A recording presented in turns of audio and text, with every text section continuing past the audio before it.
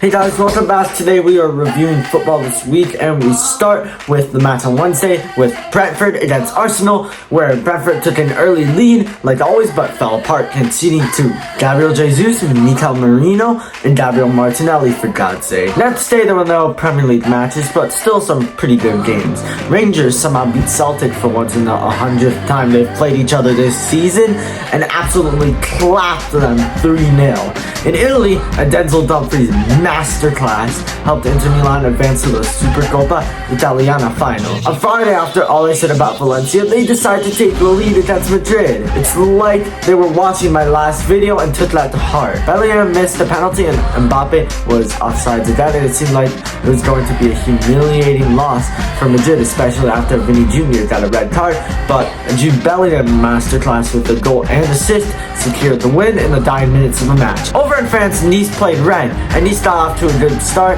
with Evan Vincent scoring, but Arnaud Calimundo equalized. Sofiane Diop gave them a lead back, while Gassan assisted Gaetan Laborde to secure all 3 points, and despite Adrian Truffert pulling one back for Rennes, it wouldn't be enough for a comeback even though Nice got a red card in injury time. Juventus earned their second loss in all competitions after Kenan Yildiz, who has been popping off lately, gave Juventus the early lead, but then they conceded a penalty with Christian Pulisic converting, and Federico Gatti scored an own goal to help Milan advance to the final to play in the Milan derby in the final. In the Premier League, the matches continue with Dominic Solanke giving Spurs the early lead against Newcastle, but in classic Spurs fashion, they battled, conceding 2 minutes later to Anthony Gordon, and Alexander Isak scored the winner to help Newcastle in the race for top 4. Ross Barkley gave Aston Villa the lead over Leicester.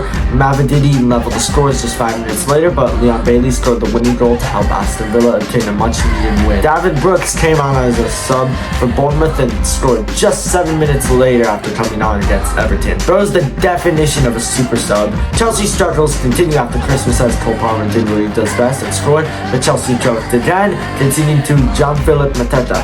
Man City destroyed West Ham 4-1, but Brentford did even better than Southampton, winning 5-0. Ethan Nwaneri scored to give Arsenal the lead, but Mikel Arteta for some reason subbed him off at halftime, and then Brighton earned the penalty, which Joao Pedro converted to give Brighton yet another point against the Gunners. Over in League 1, Rennes had a lead over St. Etienne at halftime, but in the second half, they hit back with 3 unanswered goals. Gabriel Gudmundsson gave Lille the lead, but then Lille gave away a penalty, which Mathis Alblind scored to earn a point for Nantes. Lyon scored a late own goal to Bailey scrape past last place Montpellier, and now are tied with Lille after that. In the Serie A, Venezia scored early against Empoli, but in the 32nd minute, Sebastiano Esposito helped Empoli scrape a point.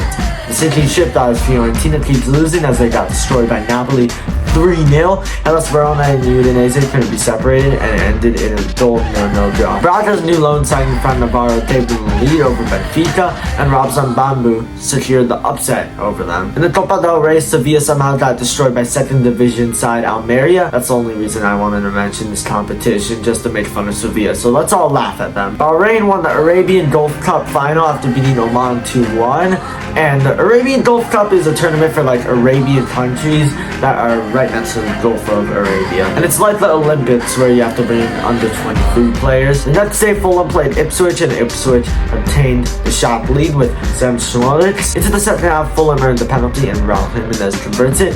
Ipswich then got a penalty themselves 2 minutes later, which Liam Delap scored. The match doesn't end, however, as in the 91st minute during injury time, Fulham earned yet another penalty, which Raul Jimenez converted again to salvage a point. For some reason, Man United turned on God mode when they play actual good teams like Liverpool and Man City, and that was the same today as they took the lead thanks to Lisandro Martinez before Cody Gakpo leveled the scores just 7 minutes later.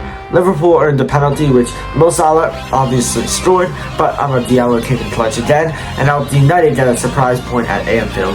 By the way, this match was delayed due to snow, for God's sake, bro. Over in France, Esteban Labal gave Angers a lead over Brest, and later on Ibrahima Niane secured the 3 points for Angers. Lens completely fell apart in the second half against Toulouse as they earned a red card and got a penalty, which Abougal scored to help Toulouse get all 3 points. Strasbourg fell behind to Auxerre but came back with 3 unanswered goals of their own. Marseille destroyed Le Havre 5-1, and Andre Ayew actually plays for Le Havre now, which I just found out, and scored their only goal this game actually, so good for him.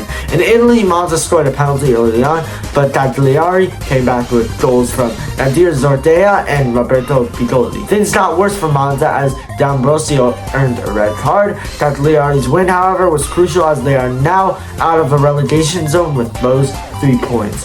Lecce and Genoa couldn't be separated, and the same could be said for Torino and Parma, both ending in 0-0 draws. Roma and Lazio played in the Rome derby, and Lorenzo Pellegrini and Alexis Salamaker's goals were enough for the win. And also at the end of the match, Valentin Castellanos earned a red card. In the AFF Championship final, Vietnam beat Thailand 3-2 in the second leg to win the competition and won 5-3 on aggregate and earned their 3rd title in history. You don't know what this is though, by the way. It's basically a regional cup for Southeast Asian nations. In the Trophée de las Champions in France, a last-minute Dembele winner helped PSG narrowly win over Monaco. On the final day on Monday, Forest had to play Wolves and got a pretty respectable 3-0 win with Morgan Gibbs-White, Chris Wood, and Taiwo Awoniyi finding the back of the net. In the Supercoppa Italiana final, Inter had to play Milan in the Milan derby, and Martinez gave Inter the lead right before halftime, and Taremi doubled that lead right after the second half began. Theo Hernandez pulled one back just 5 minutes later and then assisted Christian Pulisic to score the equalizer, and then Tammy Abraham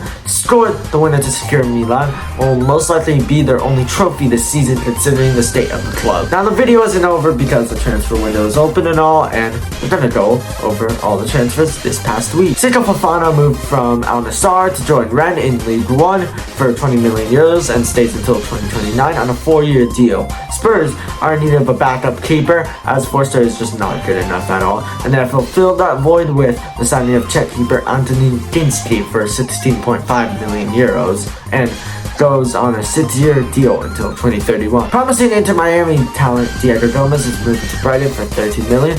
I couldn't find any information on his contract on transfer market, so if you know anything about that, let me know in the comments. Mexican winger Hervin Chucky Lozano has left Europe and PSV to join brand new MLS expansion club San Diego for 12 million until 2028. Promising Nigerian striker Gift Orban has left Lyon in France to join Hoffenheim in Germany until 2029 for 9 million euros.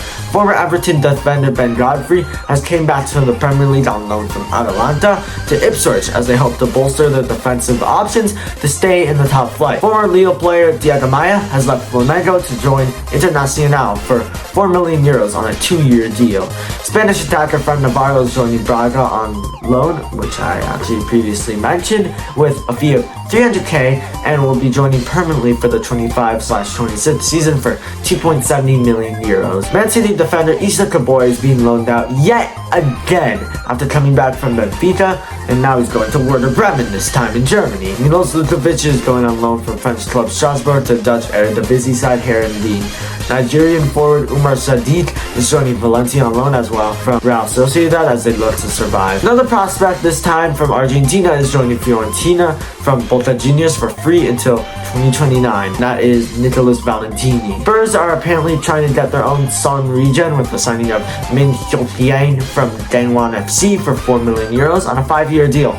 Remember Oscar? Well, he's finally leaving China to his home country, Brazil, and he will play for Sao Paulo on a free deal for 2 years. Lucas Zelarayan, who used to cook for Columbus Crew 2 seasons ago, is now going to Argentina to play for his first team Belgrano after getting the bag with Al Fateh in Saudi Arabia. An Australian prospect, Nestori Irankunda, has been loaned out by Bayern Munich to Grasshoppers in Switzerland. Southampton, in their bid to stay in the top flight of England, have signed Wellington to bolster their backline on a free for 3.5 million euros. Also, the Indonesian FA have made the stupid decision to sack Shin Tae-yeon. I'm sure that will go well. But anyways, thank you so much for watching. Make sure to like and subscribe, all that good stuff, and I'll see you guys in the next one. Goodbye.